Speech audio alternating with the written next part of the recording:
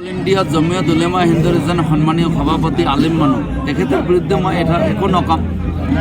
যেনেকৈ আমাৰ গড়িয়া মৰিয়াৰ 2-3টা সংগঠন ভাগ হৈছে, আলেম ফান্তাৰো 2-3টা কৰি ভাগ আছে, জমিয়তৰো ভাগ হৈছে। এটা জমিয়তৰ তেখেত সভাপতি, এটা জমিয়তৰ সভাপতি মৌলানা বদৰুদ্দিন আজমল সাহেব। গতিকে আজমল ডাঙৰীয়াৰ বিৰুদ্ধে এই AIDF দলৰ বিৰুদ্ধে তেখেতসকলৰ আৰু পলিচি কি কথা ক'ব লাগে। যেহেতু এই জমিয়তটো মৌলানা আনফৰ সাহেব, ৰকিবুল হোসেন ডাঙৰীয়া আমাৰ অসমৰ উপসভাপতি জমিয়তৰ এইটো দলৰ গোটৰ। গতিকে এখেতসকলে বুদ্ধি কৰি এটা সমাজত আপিল কৰি আছে যাতে AIDFক ভোট নিদিয়ে। ইয়াৰ বাহিৰে অন্য কোনো কথা নাই। তেখেত এজন আলেম মানুহ আৰু মৌলানা বদৰুদ্দিন আজমল ডাঙৰীয়া আলেম মানুহ। আলেমৰ মাজত যদি ক্লাছ থাকে, মৌলানা বদৰুদ্দিন আজমল ডাঙৰীয়াৰ নিচিনা মানুহ আমি ভাৰতবৰ্ষত যদি 2-4টা পালো হয়, আমাৰ ভাৰতবৰ্ষৰ কমসে কম কৌমৰ যেটো উপকাৰ হলে হয়। তাৰ জ্বলন্ত প্ৰমাণ মৌলানা বদৰুদ্দিন আজমল ডাঙৰীয়াৰ যি এডুকেশ্যনত, শিক্ষা ক্ষেত্ৰত যি ভূমিকা, যি সামাজিকতা, যি দায়বদ্ধতা, এই দায়বদ্ধতা থকা ব্যক্তি হলে। গতিকে মই তেখেতক অনুৰোধ জনাইছোঁ, জমিয়তৰ এইটো গোটৰ সভাপতি ডাঙৰীয়াক, যে আপুনি কি কৰে কৰক, আপুনি পলিটিক্সত নোসোমাটোৱে ভাল। কাৰণ আপুনি এটা গোটৰ জমিয়তৰ সভাপতি, তেখেত এটা গোটৰ সভাপতি। আপুনি যদি আমাক টাৰ্গেট কৰি কথা কয়, আমি ধৰি ল'ম আপুনি কংগ্ৰেছৰ পক্ষত কাম কৰি আছে। আৰু এই জমিয়ত উলেমা হিন্দৰ নেতৃত্বত AIDFৰ জন্ম হৈছে। নিৰ্বাচন আহিলে আৰছাদ মাদানীয়ে মুখ খোলে, কি ক'ব? বছৰে খোলে। যেহেতু মই ক'লোঁ আমাৰ উপসভাপতিজন আৰছাদ মাদানী সাহেবৰ গোটৰ, মৌলানা আনফৰ সাহেব কংগ্ৰেছক সহায় কৰি থাকে। এই ব্যক্তিসকল দেখা শুনা কৰি অসমৰ ৰাজ্যক এটা আপিল জনোৱাৰ প্ৰতিবাৰে চেষ্টা কৰে। তেখেতসকল এইকাৰণে কৰিব নালাগে, তেতিয়া জমিয়ত এটা আছিল। তৰুণ গগৈ ডাঙৰীয়াক যেতিয়া কৈছিলে, তৰুণ গগৈ ডাঙৰীয়া এই সভাখনত উপস্থিত আছিল, উপস্থিত হৈ কৈছিলে যে মাইনৰিটিৰ যিখিনি 6 দফীয়া সমস্যা আছে, এইবাৰ মই চৰকাৰ কৰিলে সমাধান কৰিম। 4 বছৰ কাৰ্যকাল যোৱাৰ পিছত গাড়ীগাঁৱত এখন সভাত আকৌ তৰুণ গগৈ ডাঙৰীয়া চিফ গেষ্ট আছিল। সিদিনা জমিয়ত নেতৃত্বেই এই আমাৰ সভাপতিজন, যিজনে আজি AIDFৰ বিৰুদ্ধে গৈছে, তেখেতে কৈছিল, প্ৰশ্ন কৰিছিল, তৰুণ গগৈ ডাঙৰীয়া আপুনি আমাক প্ৰতিশ্ৰুতি দিছিলে আমাৰ 6 দফীয়া কাৰ্য পূৰণ কৰিব, আপুনি চৰকাৰ কৰিল। আপুনি যদি চৰকাৰ কৰিব নোৱাৰে, আপুনি যদি আমাৰ প্ৰতিশ্ৰুতিখিনি কৰিব নোৱাৰে, এইবছৰ আছে, এইবাৰ আপোনাক আমি শিক্ষা দিম। তৰুণ গগৈ ডাঙৰীয়া সভাত ভাষণ দি যায়, তাৰ পাছদিনা কন্যাধাৰা পাহাৰত প্ৰেছ মিট কৰি তেখেতে কৈছিল যে হুইজ বদৰুদ্দিন আজমল, হুইজ জমিয়ত।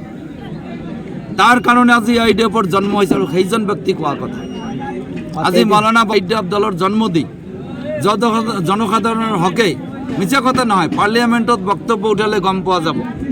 আমাৰ অসমৰ দৰিদ্ৰ জনসাধাৰণ মাইনৰিটিৰ কাৰণে, হিন্দু সম্প্ৰদায়ৰ ব্যক্তিসকলৰ কাৰণে কিমানখিনি পাৰফৰ্মেঞ্চ কৰিছিল স্পষ্টভাৱে আছে। কেমেৰাত আবদ্ধ হৈছে, একদম হুৱা দুৱা লাগিছে। বহুতখিনি কংগ্ৰেছৰ সন্মানীয় ব্যক্তি, যুৱ বন্ধুসকল AIDFৰ প্ৰতি আকৃষ্ট হৈ 175 জন ব্যক্তি আমাৰ দলত যোগদান কৰিছে। আৰু প্ৰত্যেকটো মিটিঙত, নিৰ্বাচনত যিহেতু সময় কম, 4-5খন সভা থাকে, জইনিং কৰোঁতে বিশেষ সময় যায়। তাৰ পিছতো তেখেতসকলে উইলিং যে তেতিয়া আহি আছে, ইয়াতে গম পোৱা যায় আমাৰ দলৰ অৱস্থা কেনেকুৱা। কথাষাৰ BJPৰ ৰাজ্যিক প্ৰেচিডেণ্ট দিলীপ শইকীয়া ডাঙৰীয়া, তেখেত MPও হয়। তেখেত কোৱাটোতো স্বাভাৱিক, BJPৰ তো এইটো এজেণ্ডা। 2019 চনৰ 31 ডিচেম্বৰ তাৰিখে যেতিয়া NRC পাব্লিছড হৈছিল, ফাইনেল 19 লাখ মানুহ অসমৰ পৰা বাদ পৰিছিল NRCৰ পৰা। তাৰপিছত তৰুণ গগৈ ডাঙৰীয়াক সিদিনা, তাৰ পিছদিনা মিটিং কৰি সাংবাদিক সন্মিলন কৰি তেখেতে এনেকৈ, মোৰ স্পষ্ট মনত আছে, আপোনালোকৰ মিডিয়াত আবদ্ধ আছে, যে এই NRCখনত 19 লাখ মানুহৰ নাম বাদ পৰিছে, তাৰে 14 লাখৰ অধিক হিন্দু সম্প্ৰদায়ৰ মানুহ, 5 লাখ মুছলিম মানুহ। গতিকে মই এইখন NRC নামানো, এইখন ডাষ্টবিনত পেলাই দিম। আপোনালোক মিডিয়াৰ ফটো এটি খুঁজি চাওক, প্ৰত্যেকটো মিডিয়াৰ এডিটৰে ক'ব পাৰিব। আজি BJPৰ তো এজেণ্ডা হিন্দু আৰু মুছলিম। তেখেতসকলে ইয়াৰ আগতে সুপ্ৰিম কোৰ্টত এপিল কৰিছিল, 20% আকৌ পুনৰীক্ষণ কৰিব লাগে। সুপ্ৰিম কোৰ্টে এইটো মৌলানা বদৰুদ্দিন আজমল আমছু সুপ্ৰিম কোৰ্টত ইয়াৰ আগেষ্টত কেছ কৰি এইটোত ডিগ্ৰী আনিছে। ডক্টৰ হিমন্ত বিশ্ব শৰ্মা ডাঙৰীয়া চৰকাৰ পক্ষৰ হৈ এইবাৰো সুপ্ৰিম কোৰ্টত আকৌ আপিল দিছে যে 10-20% আকৌ ৰিভেৰিফিকেশ্যন লাগে। ৰিভেৰিফিকেশ্যন যেহেতু গোটেইখিনি RSSৰ মানুহ বহাই লৈছে, ৰিভেৰিফিকেশ্যন হোৱাৰ লগে লগে আমাৰ মানুহখিনিক আকৌ যন্ত্ৰণা দিব। কাগজ পাতি কমপ্লিট থকাৰ পিছতো এখন এপ্লিকেশ্যনৰ উল্টা ফালে পিছফালে লিখিব নট ফাউণ্ড লিখি এইখন থৈ দিব আৰু এই মানুহসকলক NRCৰ দলিলৰ পৰা বাহিৰত ওলাই দিয়াৰ কাৰণে এখেতসকলে যত্ন কৰিব। এইজন ব্যক্তি কংগ্ৰেছৰ টিকেটটো পাই মোৰ কাৰণে অপমানজনক মই ভাবিছোঁ।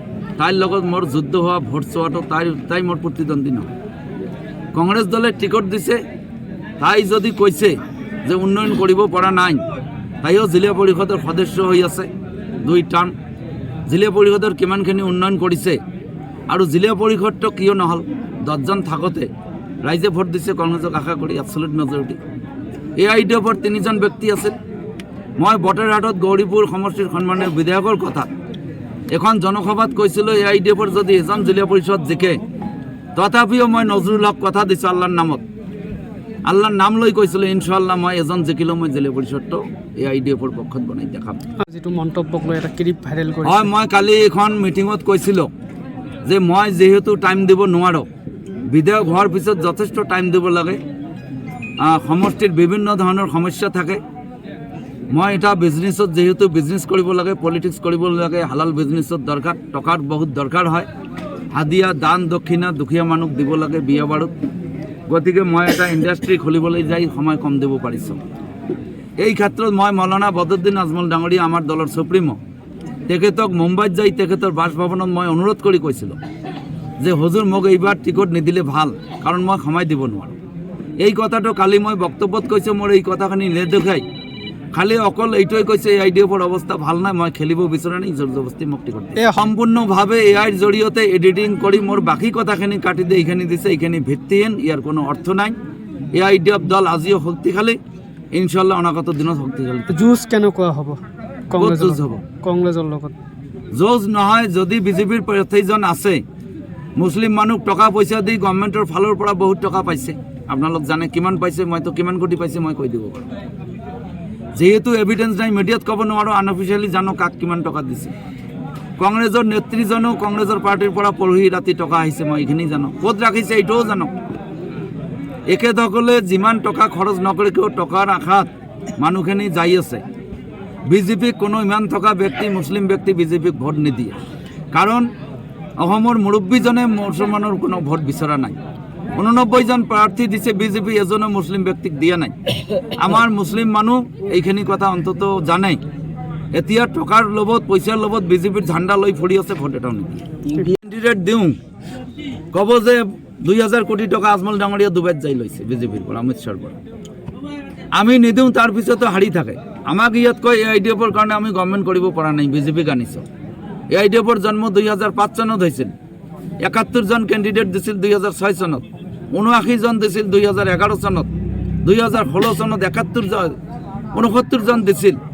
তাৰপিছতো কেনেকৈ 3টা টাৰ্ম কংগ্ৰেছৰ নেতৃত্বত, তৰুণ গগৈ ছাৰৰ নেতৃত্বত গভৰ্ণমেণ্ট চৰকাৰ কৰিলে। এতিয়া এখেতসকলে কয় আমি পশ্চিমবংগ, দিল্লীত, বিহাৰৰ, ৰাজস্থান, গুজৰাট, মণিপুৰ, আগৰতলা, মেঘালয় কত আমি কেণ্ডিডেট নিদিওঁ। কংগ্ৰেছ তাত কিয় চৰকাৰ কৰিব নোৱাৰে? ভাৰতবৰ্ষৰ 13টা ষ্টেটত কংগ্ৰেছৰ এজনো বিধায়ক নাই, 0, বিগ 0। কেইদিন 8 মাহ আগত দিল্লীত নিৰ্বাচন হৈছে, 70টা সিট, কংগ্ৰেছ কেইটা জিকিছে? এটাও জিকিব পৰা নাই। বিহাৰত 6টা সিট দি কেইটা জিকিছে? মাত্ৰ 6টা। তাত আমি কেণ্ডিডেট দিলে ক'ব বিজেপিৰ পৰা পইচা লৈ ইহঁতসকলে বিজেপিক সহায় কৰি আছে। কোৱালিশ্যনৰ কাৰণে একচুৱেলি আমি বিচাৰিছিলোঁ, তেখেতৰ লগত প্ৰাৰম্ভিক কথা বাৰ্তা আৰম্ভ হৈছিল। ইয়াত বিভিন্ন কথা আছে, তেখেতে অসমত নাহে, ইয়াৰ আগতো কৈছে য'ত মৌলানা বদৰুদ্দিন আজমল ডাঙৰী আছে তত মই নাহোঁ, তেখেতৰ স্পষ্ট কথা। এতিয়া আমি তেখেতক অনুৰোধ কৰিছোঁ, যেহেতু আমি এটা দল, মৌলানা বদৰুদ্দিন আজমল ডাঙৰী আমাৰ দলৰ সভাপতি, তেখেত বিন্যাকান্দিত নিজেই কণ্টেষ্ট কৰি আছে। আৰু আজিৰ পৰা আমি 9 দিন টাইম পাম। 9 দিন সময়ত দুটাকৈ হেলিকপ্টাৰ প্ৰগ্ৰাম কৰিবলৈ কৰা সম্ভৱ নহয়। আমি বেৰিষ্টাৰ আছাদুদ্দিন ওৱেইচি ডাঙৰীয়াক আমন্ত্ৰণ জনাইছিলোঁ, তেখেতে ইতিমধ্যে তাৰিখ দিছে 2 আৰু 3 তাৰিখ। আৰু মৌলানা আছাদুদ্দিন ওৱেইচি ডাঙৰীয়াত 2 বা 3 তাৰিখ মোৰ ধুবুৰী সমষ্টিত এখন মিটিং হ'ব। সেই মিটিঙত তেখেত উপস্থিত থাকিব। মই জনসাধাৰণক আহ্বান জনাইছোঁ, জনসাধাৰণ যাতে তেখেতৰ ওচৰত তেখেতৰ সভা শুনিবলৈ আহে। আৰু আমি এজনক আৰু এজন ষ্টাৰ কেম্পেইনাৰ অখিলেশ সিং যাদৱ, আমাৰ ইউপিৰ প্ৰাক্তন মুখ্যমন্ত্ৰী, তেখেতকো আমি আহ্বান জনাইছোঁ, কথা দিছে এদিন আহিব। আৰু এজন আম আদমি পাৰ্টিৰ বলিষ্ঠ সাংসদ, ৰাজ্যসভাৰ সঞ্জয় সিং ডাঙৰীয়াও আমাৰ সভাত আহিব বুলি ইতিমধ্যে কথা দিছে, এতিয়াও ডেটটো ফাইনেল হোৱা নাই। যেহেতু আজমল ডাঙৰীয়া সময় নাপাব, তাৰ কাৰণে আমি ষ্টাৰ কেম্পেইনাৰ বিভিন্ন ৰাজনৈতিক দলৰ পৰা আনি আমাৰ AIDF হৈ প্ৰচাৰ চলাৰ কাৰণে আমি অনুৰোধ জনাইছোঁ। ঠিক আছে, ঠিক আছে।